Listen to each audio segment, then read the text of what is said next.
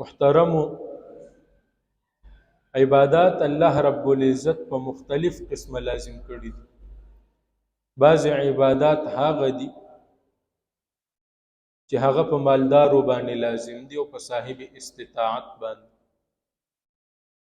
او بعض عبادات هغه دي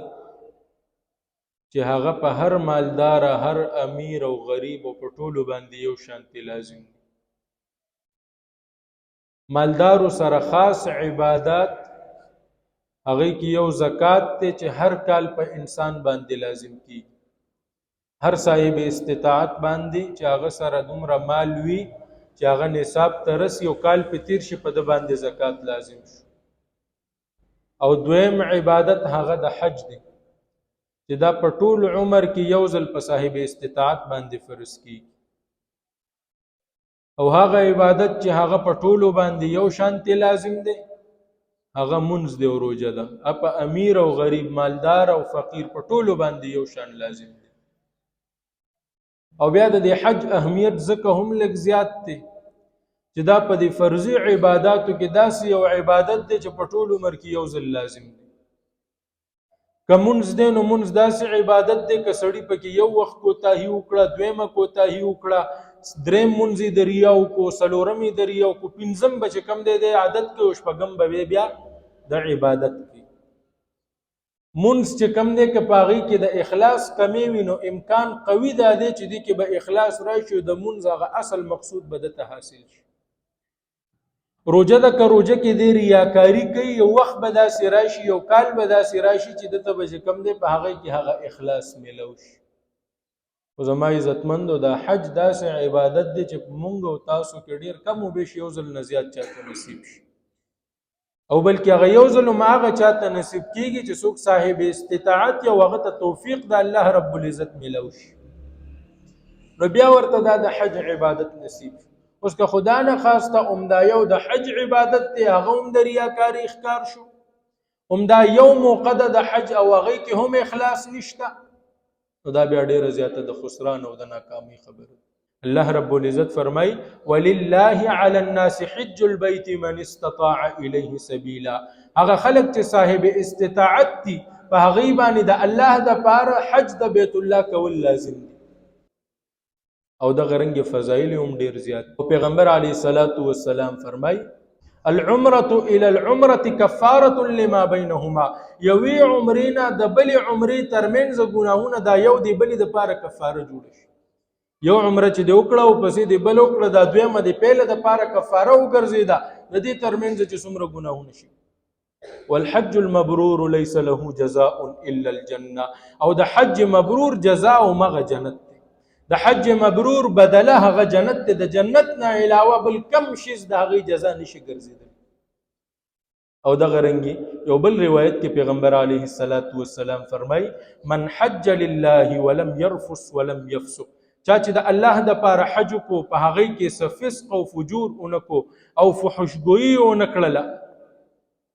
رجع كيوم ولدته امه. دا چې د حج نه واپس شو داسې واپس شو لکه چې په دغه ورځ باندې دی د مور خېټې نه پیدا شو. لکه څنګه چې نوې ماشوم دنیا ته راشي د ده نامه اعمال د ګناهونو نه بالکل صفا وي، همدغه رنګې دا حاجي چې دا رالی د الله دپاره حج وکړو، دا هلته کې هېڅ قسمه څه فسق و فجور ونه کړو، هلته کې فحشګویي ونه کړله، حج یې ادا کړو او واپس رالو، د ده دا واپسي داسې ده لکه د ده د نامه اعمال د ګناهونو نه مکمل صفا شو. بیا دا حج فرض په چا باندې دی؟ صاحب استطاعت په دې کې څوک دی؟ هغه کم خلک دي چې په هغې باندې حج فرض دی؟ نو فقها لیکي هر هغه سړی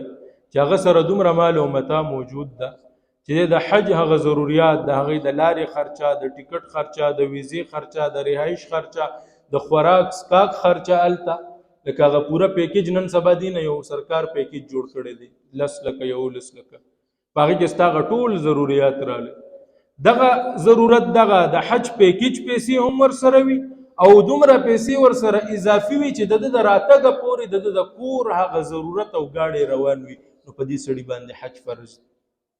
په اسانو الفاظو کې نن سبا په 10 او 11 لکه روپۍ باندې د عام نارمل پیکیج ملوي.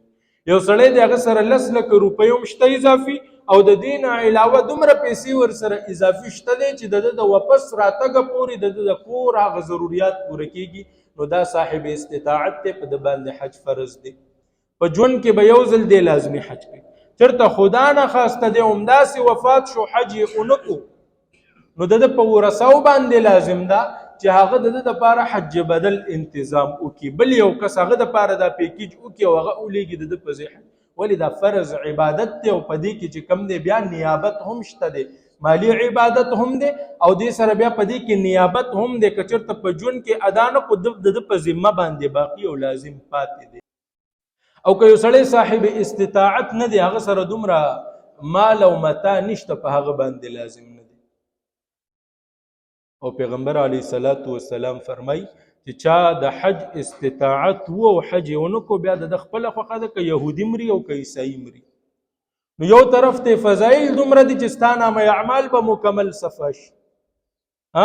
فضایل دومره دي چې تا ته په بدله کې د جنت نه کم شیز نه میلاویږي. بل طرف ته وعید هم دومره دی، یو سړی صاحب استطاعت ته حج یې ونه کړو، اوس د ده خوښه ده چې دی کافر مري او که عیسایي مري او که یهودي مري. او زما عزتمندو دا داسې هم نه ده چې دا په مال او اسباب باندې موقوف ده. ګورئ په دنیا کې موږ مختلف قسمه مقاصد مو ځان ته ایښي وي. یو سړی وایي یار زه به 15 کاله کې کور جوړوم، 10 کاله کې به چې کوم دی واده هم ورسره کوم، ځان له به د یو ګاډي بندوبست هم کوم، ځان له د یو 10 کالو یو منصوبه جوړه کړې ده. اوس هغې دپاره څه کوي، دی وایي یار زما دومره آمدن دی، په دې کې 10% 20% دا چې کوم دی زه ږدمه دا جمع کومه څه دپاره، بای دا زما د کور دپاره دي، دا زما د ګاډي دپاره دي، دا زما د واده دپاره دي، دا زما د بچي د واده دپاره دي، د هغې دپاره موږ جمع کوو. نو بیا هغه سړی چې صاحب استطاعت دی په یو مخ دی نشي تللی، کم از کم د دې دپاره هم دی دغسې منصوبه بندي وکړي، هغې دپاره هم دی دغسې ځان تیار کړي. دی د کم چې هغه د دې ضروري هغه فارمیلیټیز دی هغه خو دې پوره کړي، او بیا چې کله دله الله وس ورکو بیا دې لاړ شي. او داسې هم نه ده چې دا خاص ته چې چا سره پیسې دي هغه به ځي او چې چا سره نشته به نه ځي. دا چې چا یو مفروضه جوړه کړې ده دا چې یاره چا سره پیسې شته هغه به حج عمرې له ځي او چې چا سره نشته هغه نشي تللی، دا غلطه خبره ده. او د دې یو نه دوه نه په 10 نه په 20 مثالونه زه خپله درکولی شم په دې محدود عمر کې. ستاسو به بیا څومره مشاهده چې څومره هغه خلک زه پېژنم چې هغه بغیر پیسو بغیر معلوماته بغیر اسبابو لاړل، حج یې مو کړو عمرې مو کړله. ولی په زړه کې هغه تړپ و، په زړه کې هغه د الله رب العزت نه هغه غوښتنه کړې وه او الله چې کوم دی ورله توفیق ورکړو. کله چې ابراهیم علیه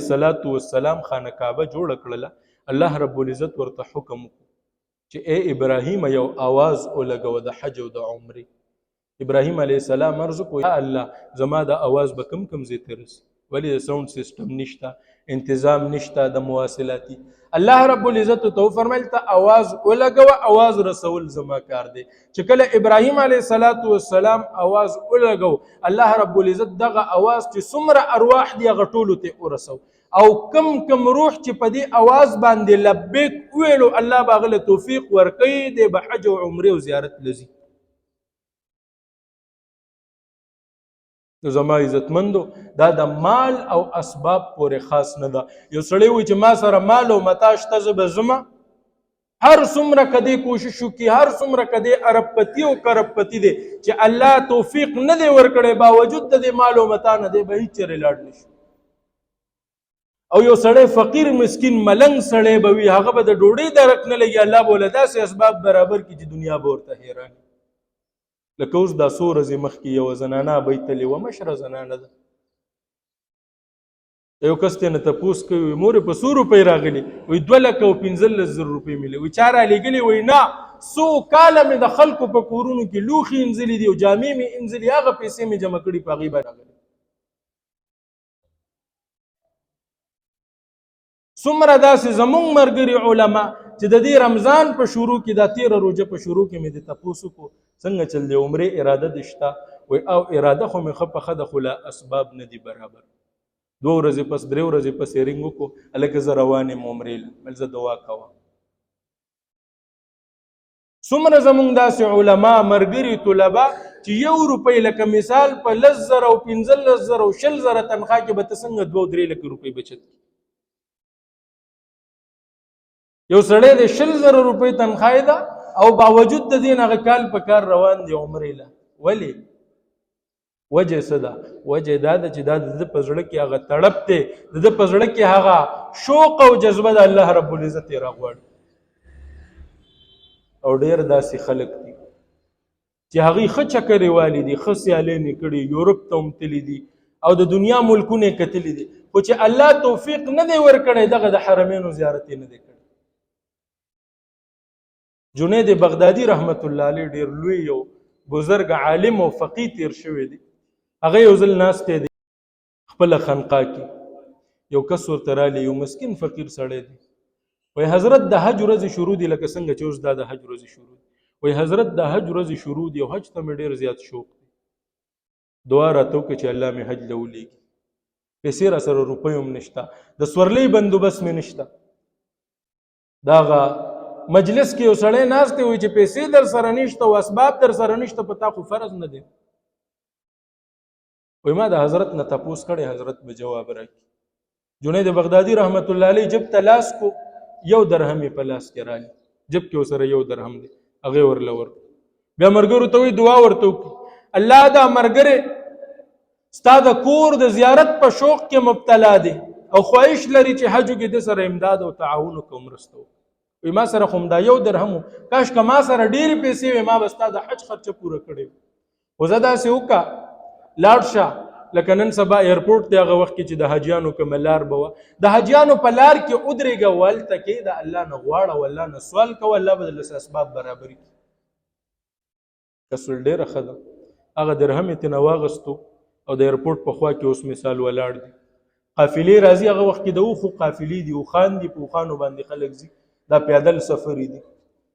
یو قافله تیریږي په هغې کې یو سړي د قافلې چې کوم مشر دی د هغه پې نظر پرېوت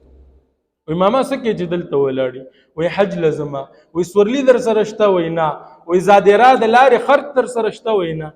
وایي ښځه راځه مونږ سره یو ملګری و او د حج ارادې کړې وه مونږ له سورلي هم واغستله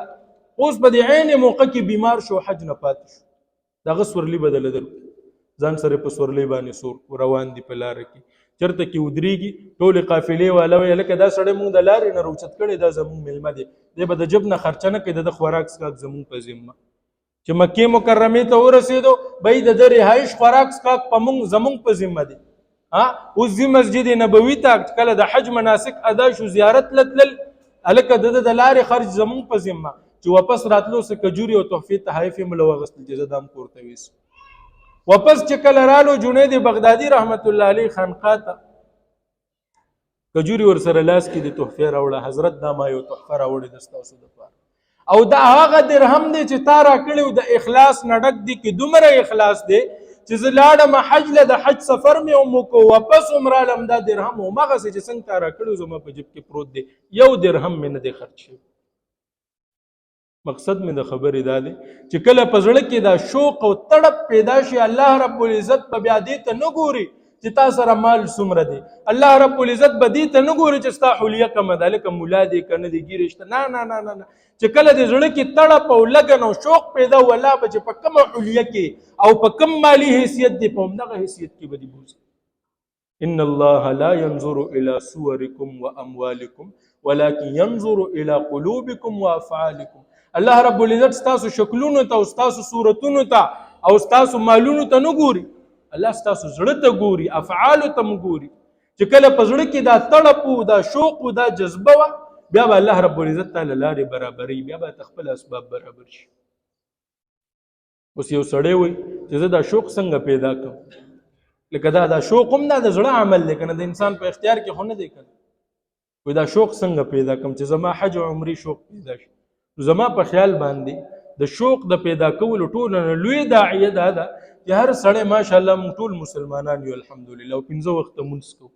نو چې کله زه 15 وخته مونځ کوم او قبلې ته مخ کړم نو قبلې ته ولې مخ کوم د قبلې ته ځکه مخ کوم چې دې طرف ته کعبة الله د الله کور دی هغې ته زه دا مونځ کوم کنه نو چې کله مې په زړه کې دا شوق پیدا شو چې الله زه 15 وخته ستا د کعبې طرف ته ودرېږم کله دا موقع هم راکړه، داسې یو مونځ موقع هم راکړه چې زه ولاړ یم او مخامخ په دې سترګو باندې ستا کعبه وینم. الله زه درود ویم ستا په محبوب باندې،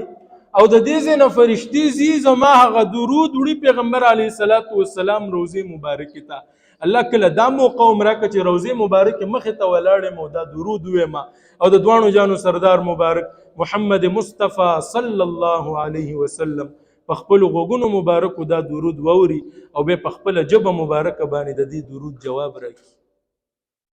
چې دا دوه خبرې زمونږ پیش نظر یې که نه،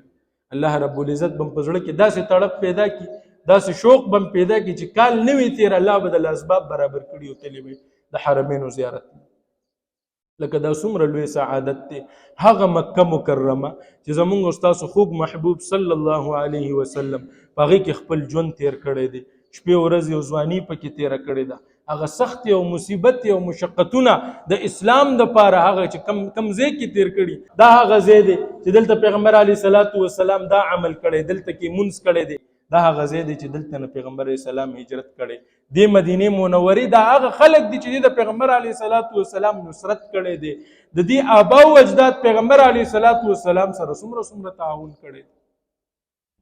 او دا د احد هغه میدان دی چې دلته د حق او باطل هغه معرکه شوې ده. دا د احد شهدا دي، دا د بدر میدان دی، دا د غار حرا ده، او دا د جبل نور چې کله دا شیزونه دي په زړه کې وي او دا دي په دماغ کې وي، طالب الله رب العزت داسې یو تړپ درکړي، داسې یو شوق به درکړي چې یو وخت به داسې راشي چې ته به چې پرونه پورې زما هیڅ قسمه څه اسباب نو، پرونه پورې زما هیڅ قسمه څه نه را سره د لارې خرچو، نه مې په وهم او ګمان کې وه، د کوم ځای نه راله الله رب العزت اسباب برابر، کوم ظاهري اسباب بیا به ته برابرې. لکه ډومبې داسې که پاسپورټ ځان له جوړ کړه، په دې نیت یې جوړ کړه چې په دې پاسپورټ باندې به زه د حرمینو شریفینو زیارت کوم، په دې پاسپورټ باندې به زه د عمرې سفر لزم، په دې پاسپورټ باندې به زه د حج سعادت حاصلوم. او بیا د پاسپورټ نه بعد چې کوم افعال دي، لکه ستا کوم آمدن دی په هغې کې یو مخصوص حصه چې په تا باندې بوج هم نه راځي، هغه ترې نه بیلوه، ځان له جمع کوه. یو ورځ به داسې راشي چې تا به ځان له یو ترتیب برابر کړي. نو کم از کم د دې او ګورې چې په چا باندې فرض دی، په چا باندې لازم دی. فرض په چا باندې ما تاسو ته عرض وکړو، هر هغه سړی چې هغه سره د حج د پیکیج پیسې دي، په اسانو الفاظو کې چې هغه سره د حج د پیکیج پیسې دي او دومره پیسې ورسره اضافي شته دي چې یاره هغه اهل و عیال ته حواله کړي او کوم ورځو کې چې دی حج کې دی د هغې ضرورت پوره کېږي، په د باندې فرض دی حج، دا به حج کوي. که د حج ونه کو او په دې حالت کې وفات شو، د مرګ نه پس به دنه د پوښتنه کېږي او دا د په ذمه باقي پاتې شو. لکه څنګه چې مونځ په تا باندې مونځ د قضا کو، دا په تا باندې قضایي مونځ په تا ستا په ذمه لازمي پاتې دی. زکات دې ورنه کو، دا ستا په ذمه لازمي پاتې دی. روژه دې ونه نیوله، دا ستا په ذمه لازمي پاتې ده. او حج خو ټول عمر کې یو ځل دی، سړی د هغه شوق نه ومځي. نو لهذا چې په چا باندې فرض دی، که څه کال تللی شي څه کال لاړ شي، کني را روان کال ځان دپاره داسې ترتیب برابر. او چې د چا داسې مشران دي وفات شوي دي، هر چا ته پته ده د خپل کور چې بھئی زما مشران دي وفات شوي، په هغې باندې حج لازم و، حج په فرض و، حج نه دی ادا کړی، لاړ شه د هغه په ځای خپله حج بدل وکړه. که خپله نشي کولی، بل یو مسلمان رور هغه ته چې کوم دی زادیرا ورکړه، د حج خرچه ورکړه، لاړ شه بھئی زما پلار دپاره حج وکړه چې ذمې فارغه شي. نو چې کله داسې وشو، هغه فضایل او سعادتونه چې کوم بیان شو، هغه به زمونږ ستاسو په حصه کې راشي. الله رب العزت دې سم وویل سم واورېدل، په دې باندې مال او تاسو ټول له د عمل کولو توفیق راکړي.